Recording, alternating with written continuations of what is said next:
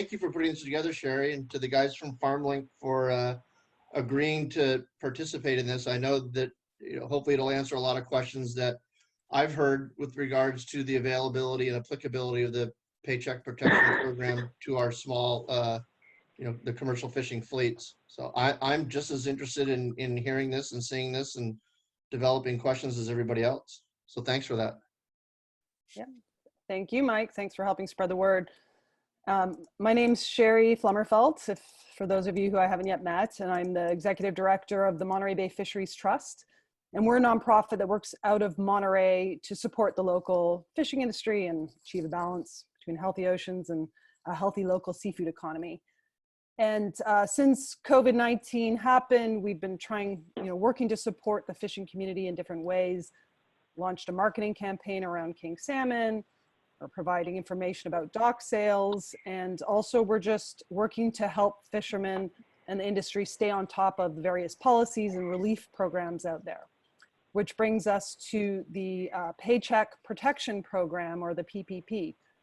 And what we're finding is that a lot of fishermen are not applying for this loan program. Either they think it's just another old loan, or they don't think that they qualify, or it seems like it's just too much work and they're too busy fishing. But we're also hearing from fishermen who did apply and who've received thousands of dollars in cash, and it can be 100% forgivable. And so it already ran out once, and there's more money in it now, but we're expecting that it might run out again really soon, within the next couple of weeks. So the purpose of this meeting is to make sure that members of the fishing community understand what it's all about and are hopefully encouraged to apply. That's really the bottom line. If a couple of you out there apply and get some money, we'll feel like this has been a success. So thanks, Mike, for helping spread the word through PCFFA. And thank you so much to Brett and Nathan from California FarmLink.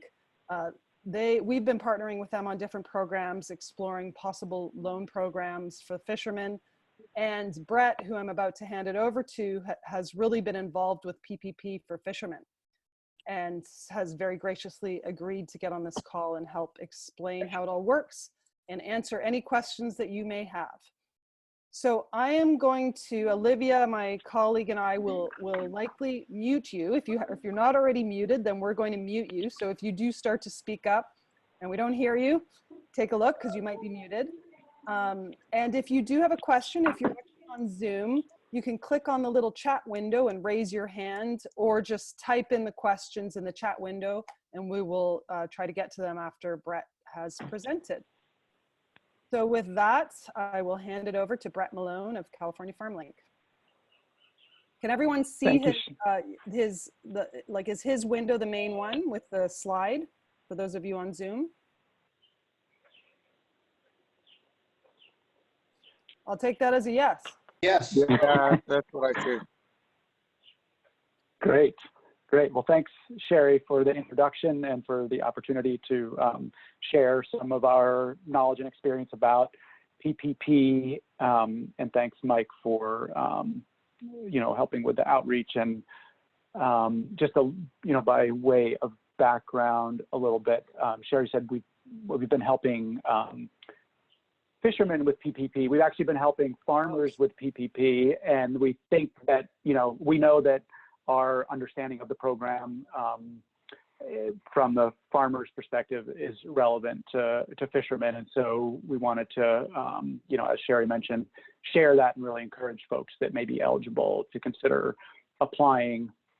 And we are also, because of our mission, so we've been around as a nonprofit organization for about 20 years, and our vision is to help create equitable access to economic opportunity in food and agriculture, which includes helping farmers develop skills so that they can, farmers and ranchers build skills so they can build and preserve wealth, and ensuring that there's healthy food, healthy people, and healthy natural resources.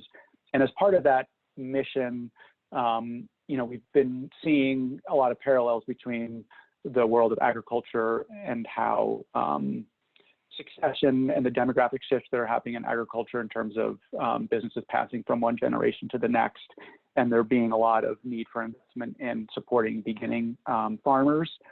In talking with Sherry and other folks in the fishing industry, hearing some parallels.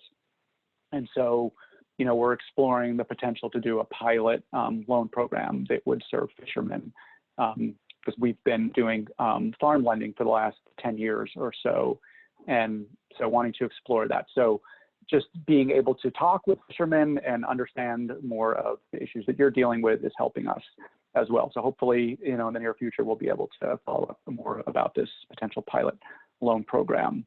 But in the meantime, we want to share what we can about PPP and see if it might be a fit for you. So with that, you've probably all heard about the Paycheck Protection Program in the news, if not read something about it or possibly looked into it beyond that.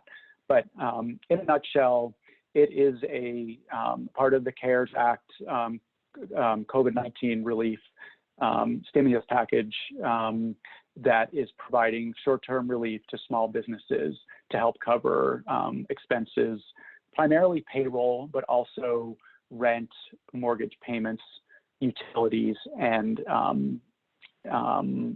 interest related to business debt. And so how does this translate for fishermen? That's what we're going to primarily focus on today. The big kind of headline about this program is that, yes, it's a loan, but it was designed to be forgivable. So if you use the funds in the way that they're meant to be used, it should be forgiven 100%. But there's also ways that it could be forgiven at a lesser rate, and we'll talk about those things. We're also going to touch briefly on what's known as EIDL, or the Economic Injury Disaster Loans.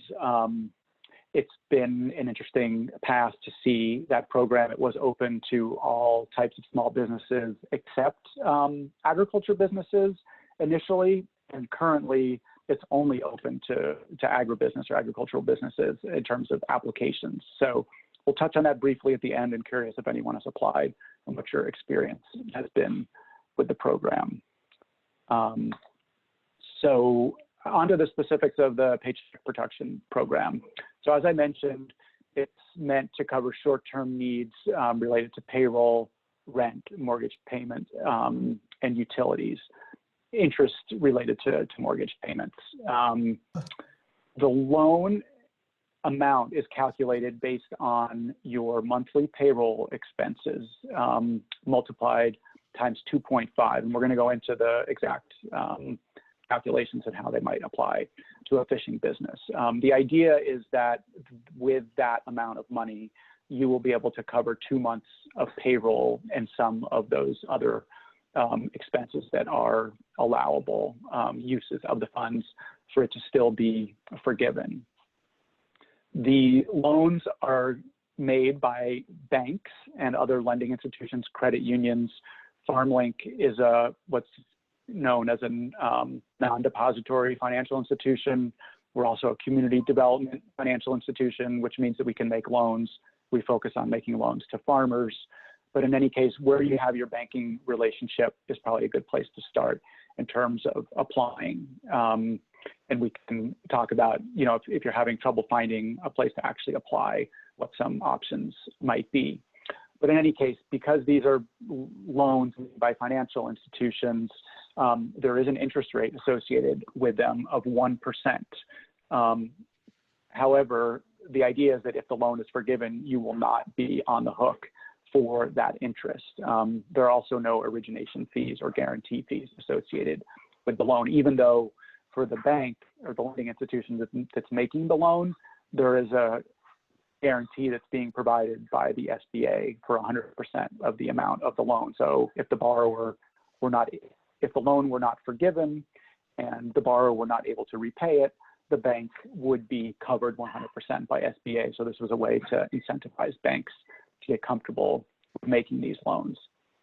But again, the big deal about these loans is that they are forgivable as long as 75% of the loan is used for what's considered qualifying payroll expenses. And I'm going to go into some detail about what payroll expenses would qualify. So who is eligible to apply for this program? Essentially any kind of small business that has 500 or fewer employees and was in business as of the 15th of February, 2020. So those are sole proprietors, which include independent contractors, could be a corporation, could be an LLC, could be a partnership. All those entity structures are eligible. The key is, the number of employees. Giuseppe and Easy. Join the meeting. And the deadline to apply is June 30th. In theory, that's how long the program has been authorized by Congress. But as Sherry mentioned at the top, the funds are likely to run out sooner than that. And you've probably heard this is the second round of PPP funds that were appropriated by Congress. And so, we're anticipating these funds to run out in the next couple of weeks.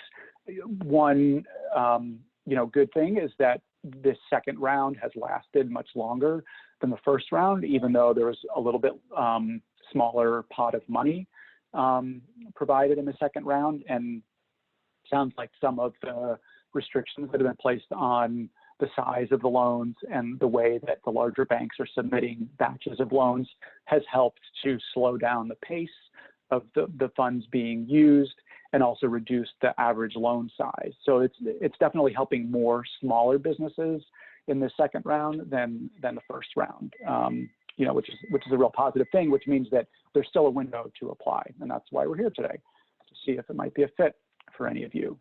So let's get into the specifics of how you would calculate your loan amount. So for a sole proprietor that doesn't have any employees, what is important to understand is that every time I mentioned payroll up until now, for a sole proprietor with no employees, that payroll amount actually means your net profit.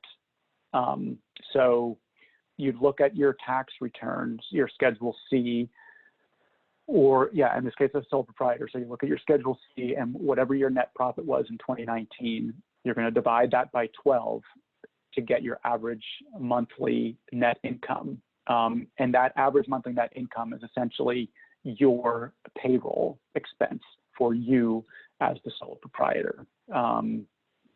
You multiply that average monthly income or payroll by 2.5, and that's how you would get your loan amount. There's a variation on that at the bottom there for sole proprietors with employees.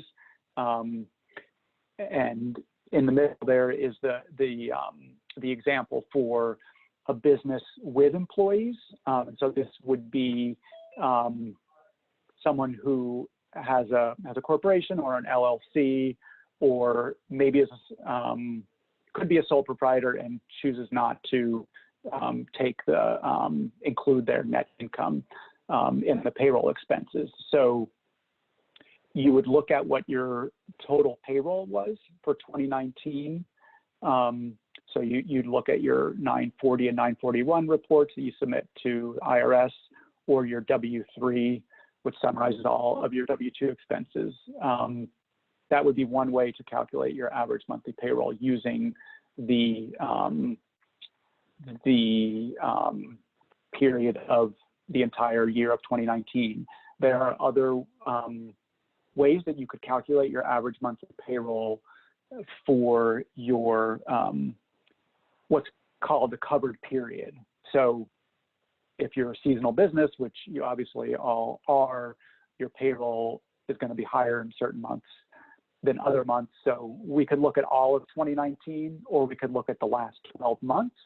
So that would capture May 2019 through April 2020, or we could look at, I think it's February, 12 weeks within the range of February 15th through June 30th of 2019.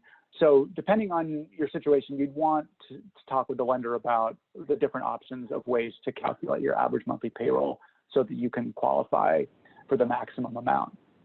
But essentially, the same formula that we did up above with the sole proprietor Join the meeting.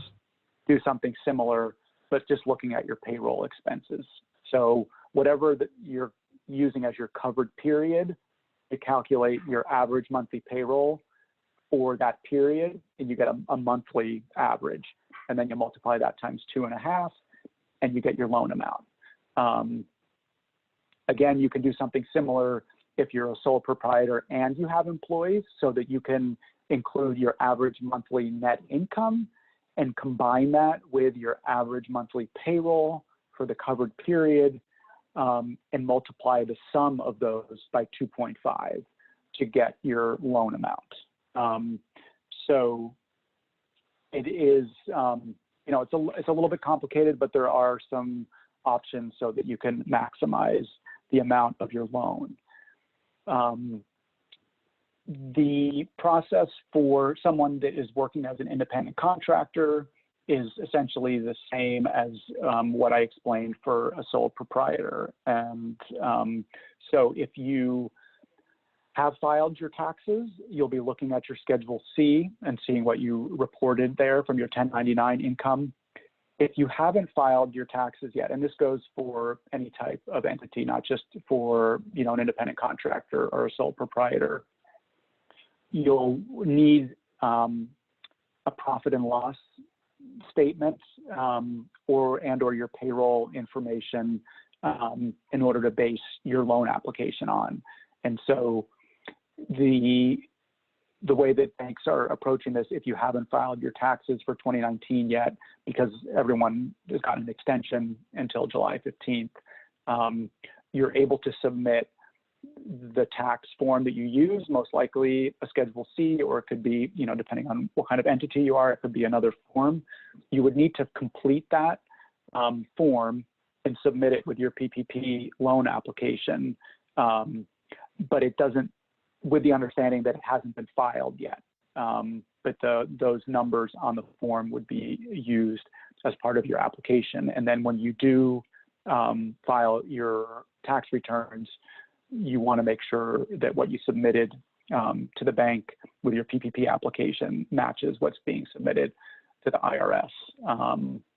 So there's, the ability to submit preliminary numbers essentially of your of what your financials were for 2019.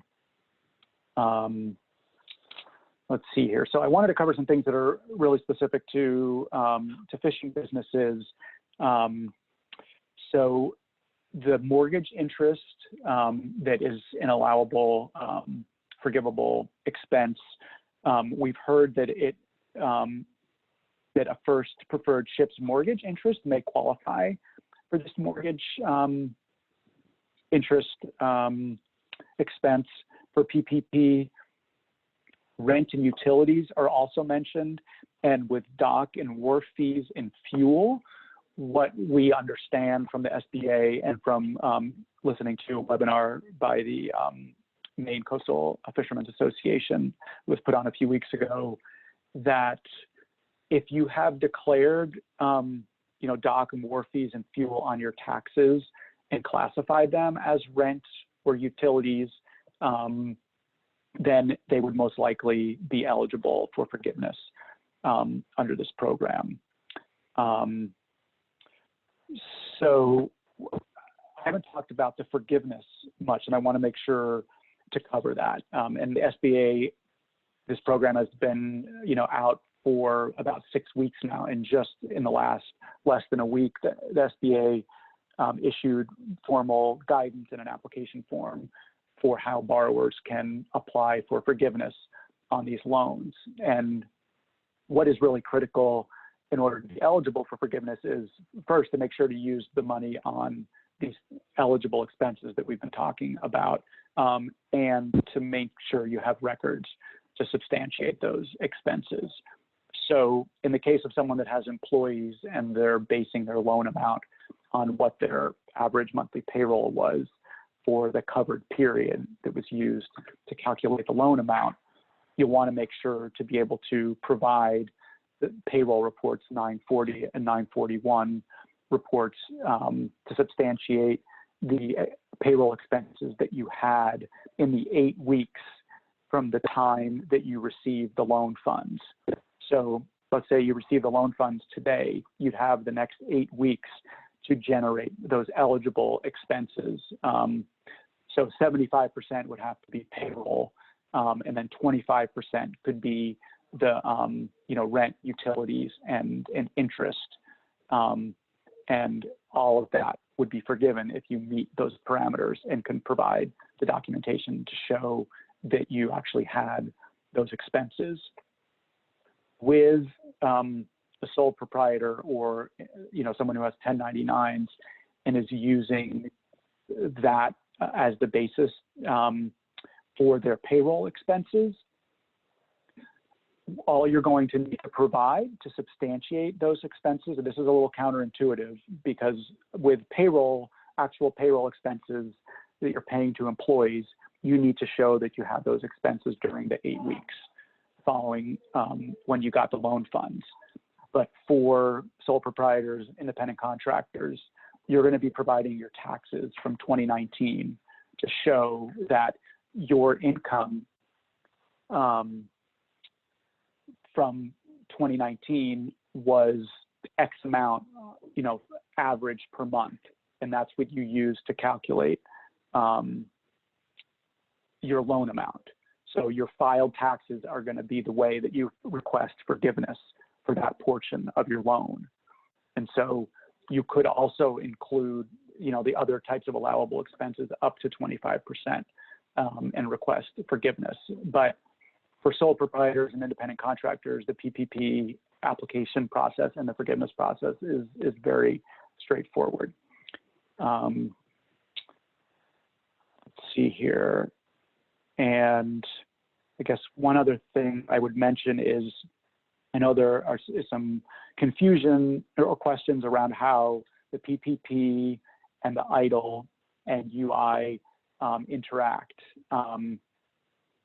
PPP and EIDL, since PPP is potentially forgivable and ideally is going to be forgiven, becomes a grant.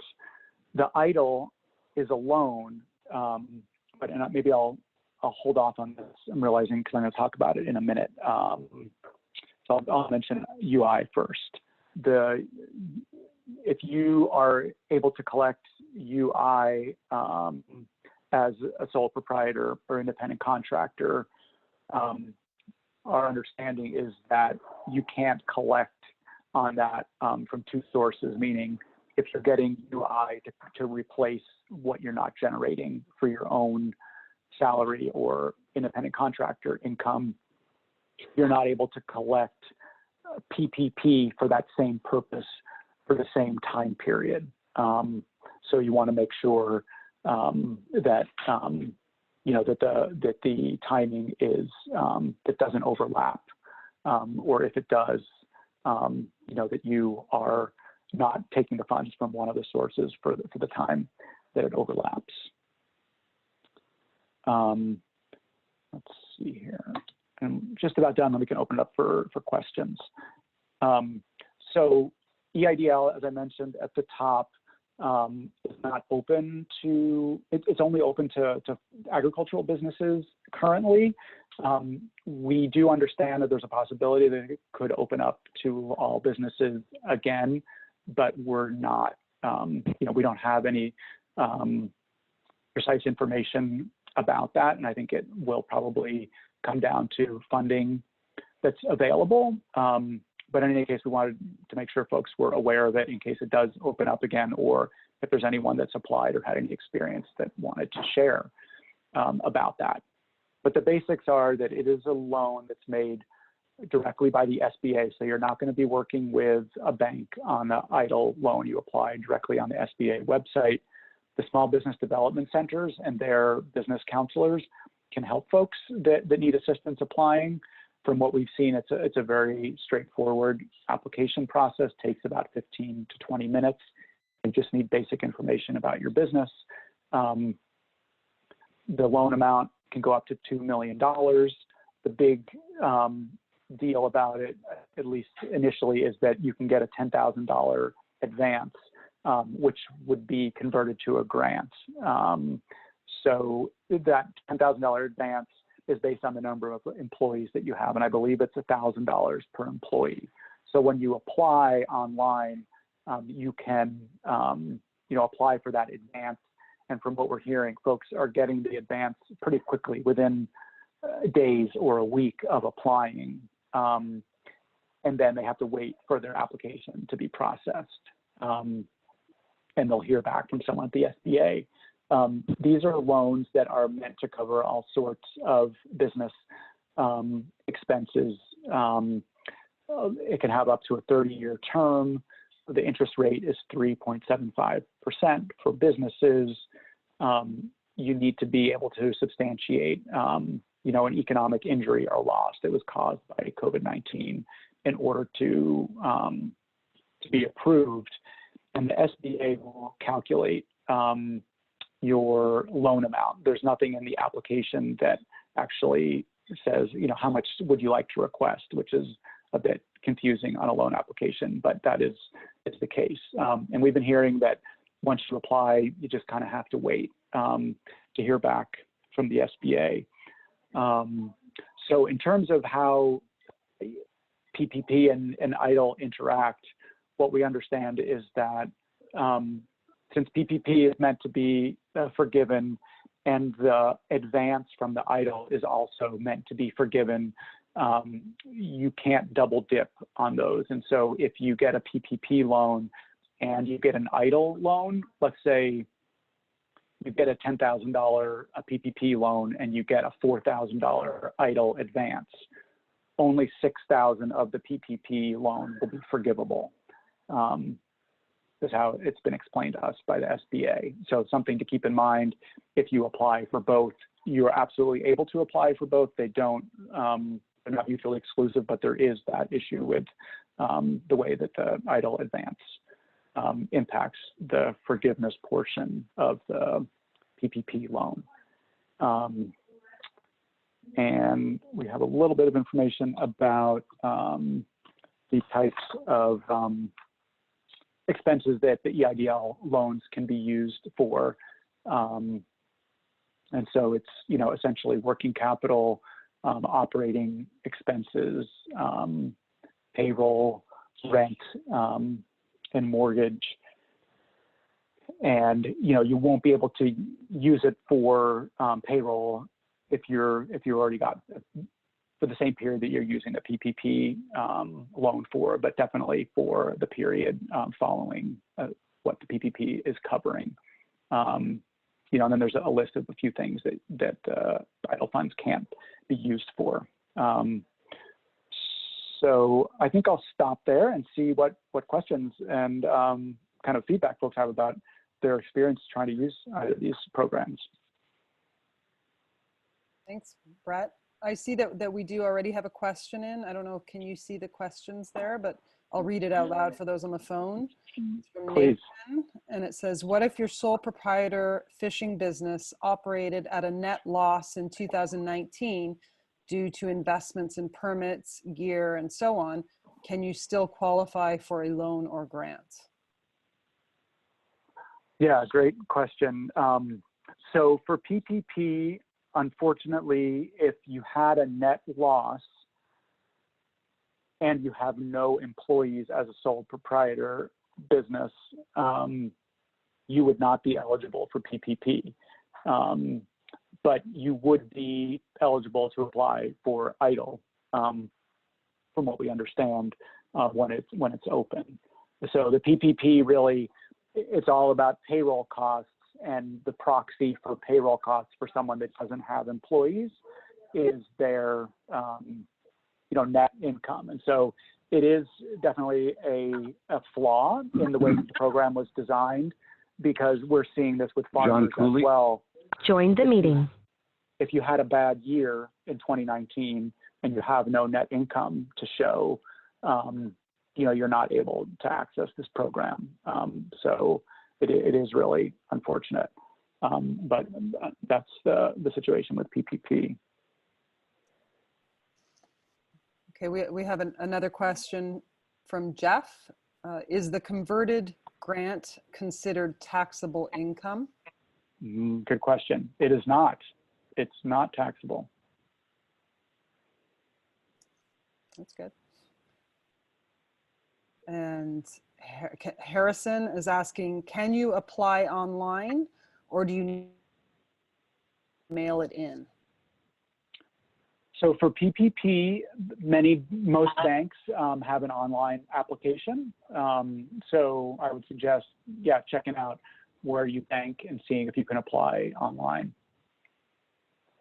and submit the necessary documentation, via their portal. And people can, feel free to unmute yourself if you have a question. We have 28 people on the call, but I think, and I just want to stress again that the EIDL or the EIDL part, while right now fishermen and fishing businesses cannot apply, there is a possibility that it's going to be opened up again soon, which is why it might be relevant. And to definitely monitor that, yeah. And we'll let, we will let people on our list know. I have a question, Brett. Would you prefer I type or? You can speak. No, go ahead. Yeah. I have a question. I have a sole proprietorship that in the fishing industry, really to make a living, you have to have multiple hands in many different areas. Yeah. My husband has a percentage less than 50% in an S Corp. And then he also has a sole proprietorship in a charter business, a fishing charter. So the S Corp, where he owns less than 50%, did get approval for the PPP loan and granted that. Can he also get the PPP with his sole proprietorship? Yeah, that's a great question. I believe so. I think it's going to depend on if he was, do you provide a personal guarantee for the S Corp? Would be one question that would come to mind. But then the other is that, as the S Corp, he wouldn't have gotten any replacement of, well, maybe he did. Does he collect a salary? Would be another question from the S Corp. But I wouldn't think that he's automatically disqualified. It would definitely be worth looking into to apply for a PPP for the sole proprietor. So would you recommend that he just go ahead and apply and then let them just deny him or, let them make the decision, I guess? That's what I would do. It's hard to talk to people, particularly at banks, about this because, they don't have the capacity. I think that may be changing slowly, but I think if you're able to talk to a person, let them know the situation. If you're not, apply and see what happens. And I think maybe try to get this question to the SBA directly and get some input so that you're not putting yourself in a compromising situation if you do accept the funds. But from our experience, the SBA, what's known as the E-Tran system, where the loans are processed, we'll kick it back if there's some conflict with a tax ID number that's already gotten a PPP loan.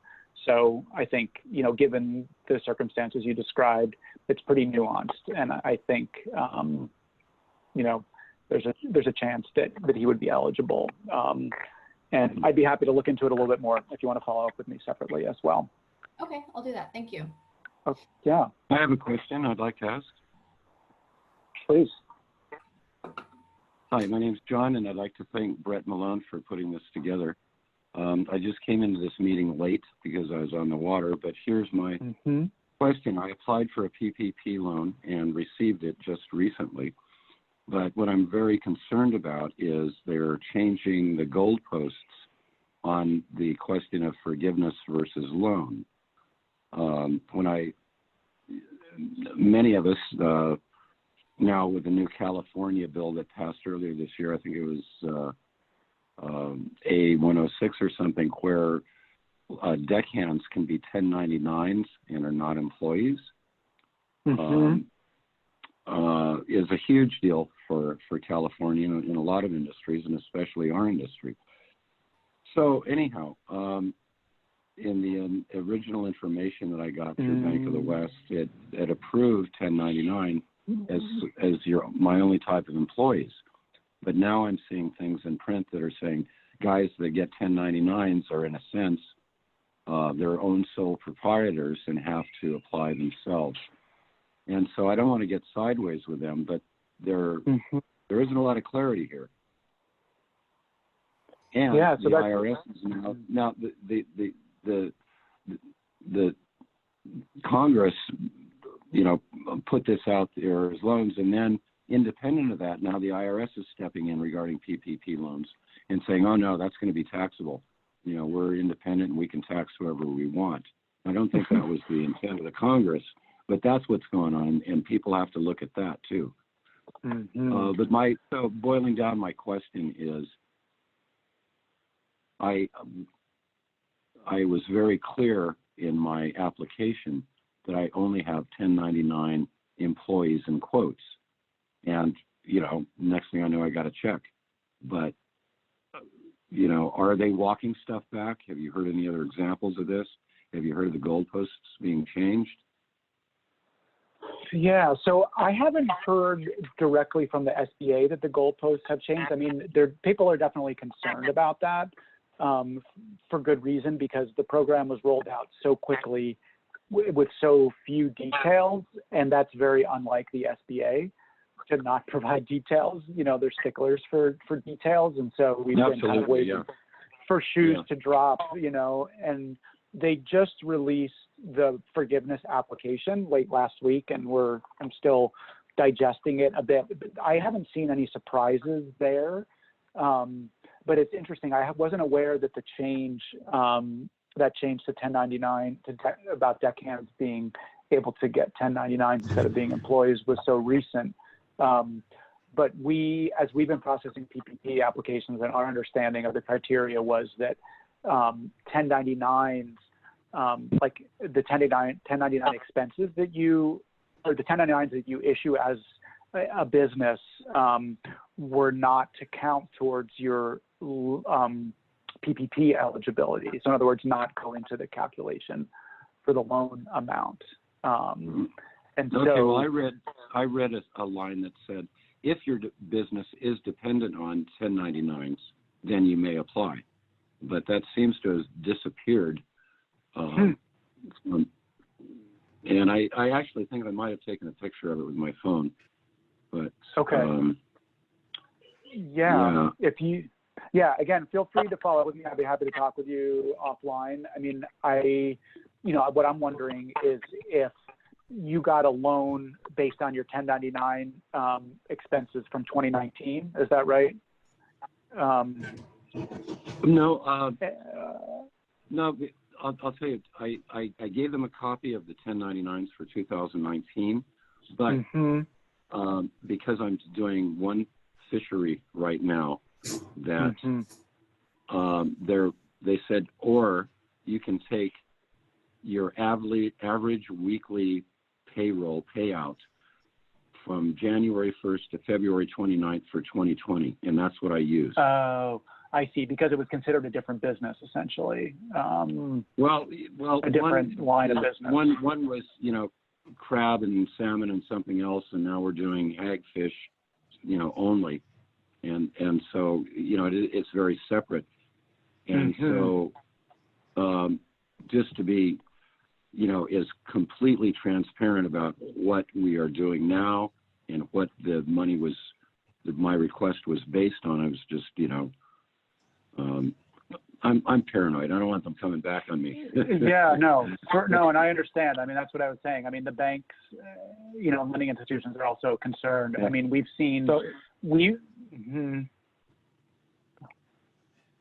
ahead. We've seen, we've tried to be very conservative in how we're underwriting these loans and calculating the loan amount, because we want people to be confident that they're going to be forgiven. Right. We've also talked to a number of folks that have applied through banks, and have heard that the bank came up with a different loan amount than we did because of the kind of thing that you were just describing, you know, that there's different ways to approach this. Right, absolutely. And so, you know, some folks are okay with taking a 1% loan and it not being forgiven. Others are like, no, this needs to be a grant, right? And so I think depending on how you're approaching this, you might come up with a different loan amount. And so I understand why you're concerned. And now they're also putting out there that you may have more than 8 weeks to use that money. 75% going to employees or 1099s, and 25% for rents, mortgages, utilities, and that sort of thing. And so I keep waiting for them to see where they're going to come down with that. But that sort of opens things up, and you know, would probably be a good thing. But as far as, you know, I really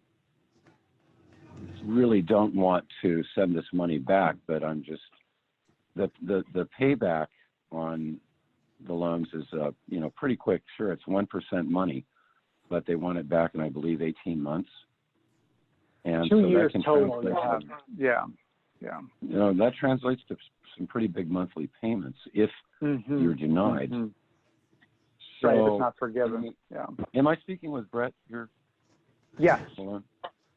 Brett, I don't want to monopolize this, but I heard you invite people to contact you. What's your extension number at your office? Yeah, it's 7014. 14. Okay, well, I hope my situation and my questions have been helpful to other people in the group here. But you know, they call it a PPP loan, but / forgiveness, and because the word loans in there, I think people really have to pay attention to that. Yeah, definitely. Yeah. Well, thanks for your question, John. Hey Brett, he brought up an interesting point. There's a date upon which you can return the money, no questions asked. Is that date already passed? Yeah, I think they call it the safe harbor date. I think it was the 18th of May. I don't know if it's because they extended it. I don't know if it's changed. But yeah, and I've wondered, like, if someone, you know, now if the deadline has passed, if you were to return the money, I mean, I think what we've heard is that anyone that's getting a loan of smaller than $2 million, they're really not going to be focusing much energy on those folks. At least that's what they're saying. And so, yeah, if you work I'm guessing too, if you're applying for the PPP loan now, then that date is obviously very irrelevant because it's hard. Right. So there has to be precisely consideration for that. If you had second. Sorry? Go ahead. No, go ahead. Oh, no, I was just going to read. There's a couple of other written questions here. Yes. I just saw that. Yeah. You want to read them? Yeah, sure. So Jeff is asking, is it permissible to use the working capital to diversify into other fisheries or an aquaculture venture? I imagine, Jeff, you're talking about the idle. And I think either way, with PPP or with idle, technically the PPP funds need to be used on payroll. The reality is that, you know, some folks are using the PPP funds, you know, to invest in their business because they already were able to cover the payroll. And so I think if you're able to demonstrate that you had the payroll or, you know, the eligible expenses during the covered period for PPP, you would be able to, you know, use those funds, you know, for something else, like you're suggesting. The idle loans, my sense is that it's a little more nuanced there because, you know, those funds are meant to help you kind of make up for the economic injury that you experienced. But because it's, you know, that program is being underwritten and administered by SBA, I'm not quite sure how they think about like new enterprises that could help you overcome the economic injury that you've experienced. So I think that's something a Small Business Development Center or business advisor might be able to help with. If it's gonna, I'm not sure how much that plays, that question or the possibility of you doing that would play in to the actual application. Because I think they're going to be, what they try to understand with the idle application is like what your baseline or kind of standard kind of revenue and net income is versus what you've experienced in the last couple of months because of COVID-19. So it might not even get into this question of a new enterprise.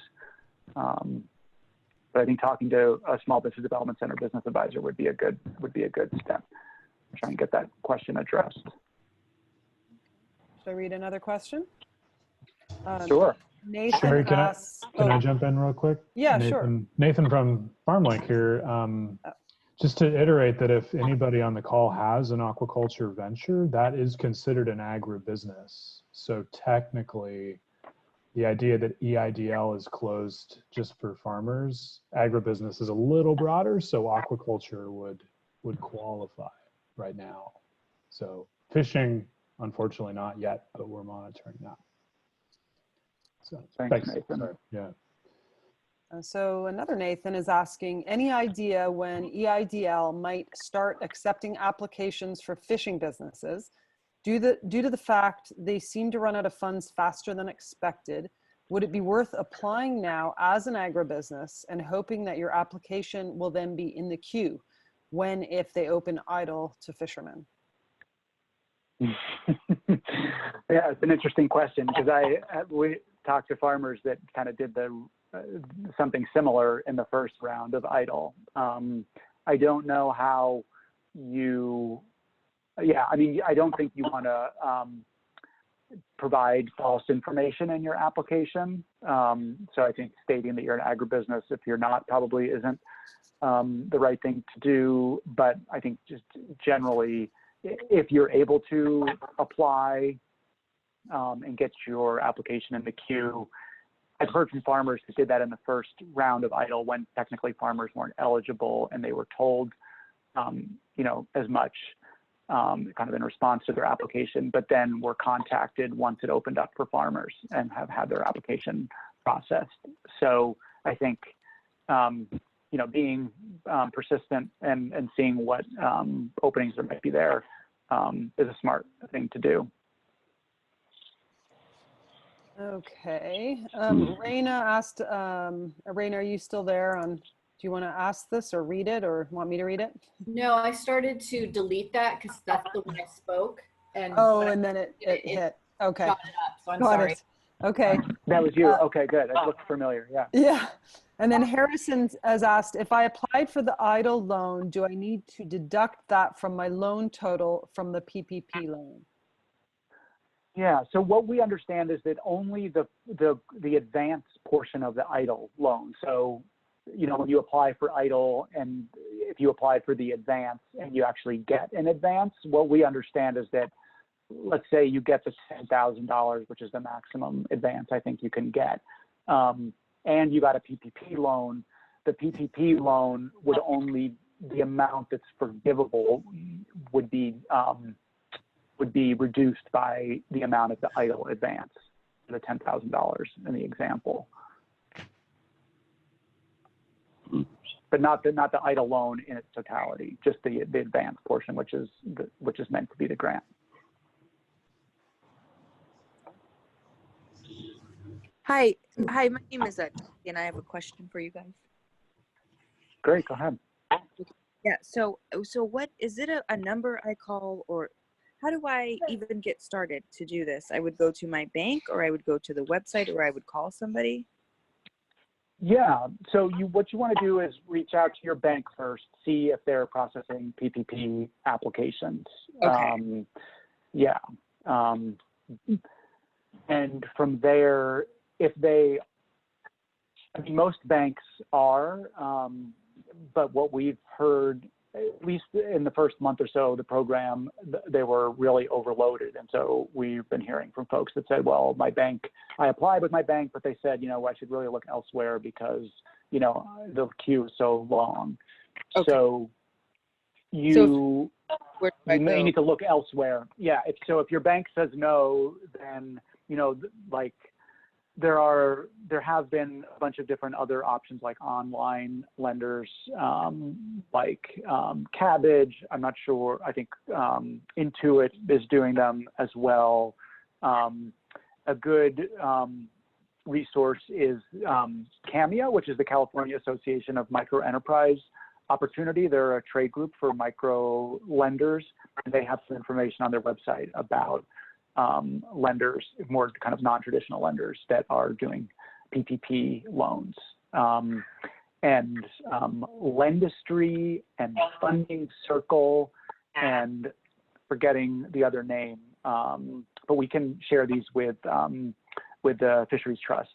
I'm not sure if you have these on your website, Sherry, but we've been kind of gathering names of alternative lenders for PPP. We'll add those to our website.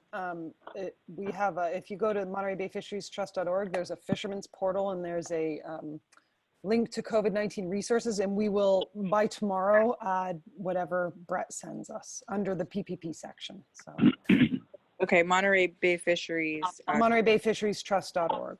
Trust.org. Okay, perfect. And then I'll do And there's that. there are a few links there about the PPP, but we'll build out on it after this call. Okay, and then so there's no so there's no number or site I go to. It's just these other links. That's right. So it's going to go through a lending institution. That's where you'll apply. Oh, okay. Okay, thank you. You're welcome.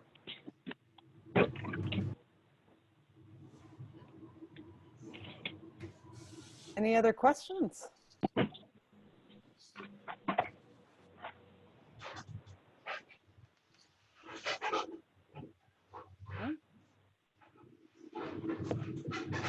All right.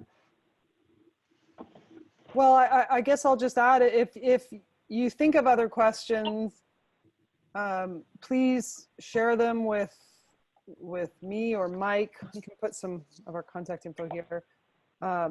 And we can also try and help, work with Brett and Nathan and get you some answers to these questions. I'll give you, my email address is Sherry, I'll write it in the thing. Sherry@mbfishtrust.org. Or you can find us on Monterey Bay Fisheries Trust website. And George, did you have a question? Yeah, I do. It's kind of more for clarity. I raised my hand. Sorry, Sherry. Yeah, good. I didn't see it. Yeah, no, but ask away. Maybe I should have just unmuted and butted in. But anyways, I think it's for Brett, and to clarify from the guy that was before here, I didn't catch his name, but like for my instance, anyways, having the business and having some 1099 employees, would it be best if I applied for this loan program, including them in my application, or would it be better if I applied separately and had them potentially apply on their own as 1099s? Mm-hmm. Yeah, that's a great question.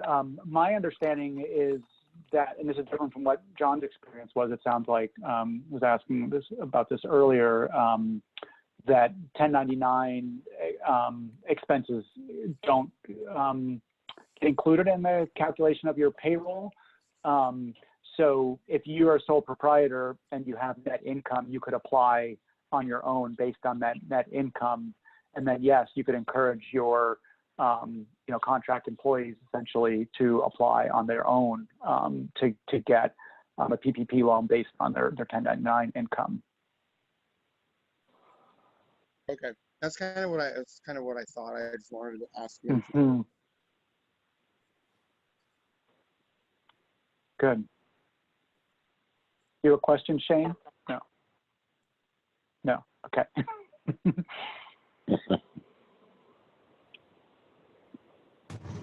Anyone else? Oh, I hear someone. Sorry, can you share your email again? I don't know how to navigate this very well, and I didn't get it before it disappeared. Brett's email or yours? My email, Sherry, SHERRY at MB, like Monterey Bay, mbfishtrust.org. Okay, thank you. You're welcome.